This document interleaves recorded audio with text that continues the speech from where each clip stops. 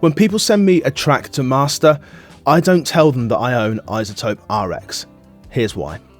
There's no denying that for me, iZotope RX is basically the best thing that's ever happened to the studio. You can do so much with it. You can repair, you can get statistics, you can basically create magic with it. You can solve all kinds of problems, but therein lies the problem.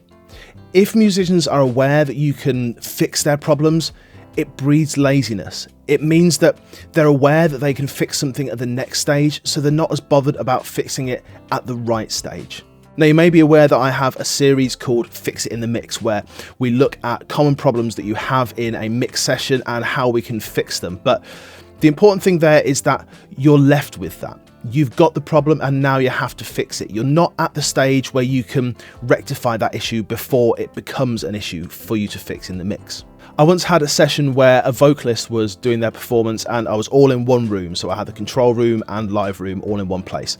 And the lead guitarist insisted on playing all the way through except when the vocalist was singing. So I appreciated he didn't play when he was singing, but I asked him to stop and all he had to say was, "But can't you just cut it out later?"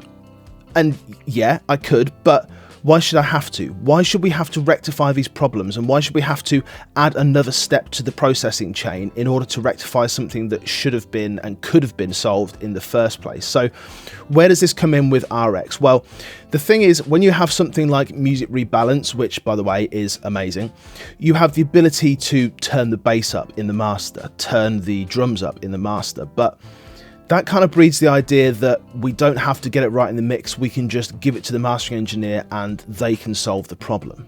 And therein lies the problem. I'm able to solve a lot of issues using RX, but nobody wants to know how the magic is done. I don't want someone to come to me and say, the mix is a bit off, but you've got RX right, so you can just solve it.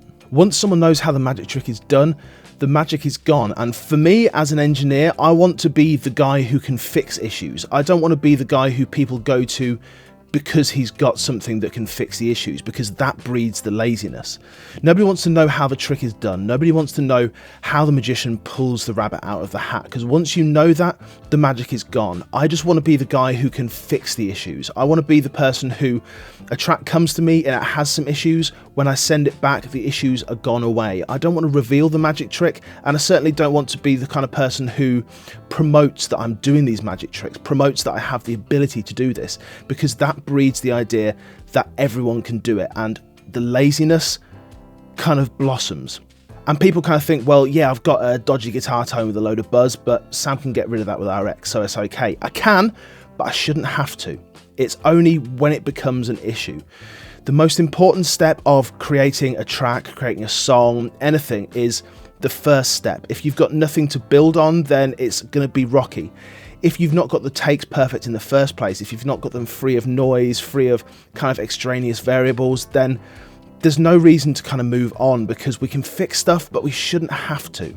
If you've not got that solid foundation laid in the first place, then that breeds the kind of mentality that it's good enough. And music should never just be, it's good enough, it's listenable, it should be great. It should be at the point where you can't physically get it any better if you tried. I'm sure if you have a little bit of a plosive in a track, then that's not a reason to get rid of an absolutely perfect take just because of that. Yeah, we'll stick it into RX. But if your track is completely laden with plosives and mouth noises because you didn't use a pop filter, well, there's a simpler issue there. Instead of paying someone to make all these changes, if you use a pop filter, it's only going to make the tracks better in the first place. So something like iZotope RX, unbelievable piece of software. Any of these kind of restoration softwares that we can use, everyone has their favorite. RX is just mine. They're phenomenal. I use them every single day, but it shouldn't be an advertising point. It shouldn't be something that you say to people, yeah, there's loads of problems in your recordings, but I can fix them, so don't worry about getting them right in the first place. You should always get it right in the first place. If I need to use something like RX, I'm going to be that person who can take your track to the next step, who can perform these magic acts, but I don't want you to know that I'm doing them. I just want you to know that when something leaves my studio, it sounds great.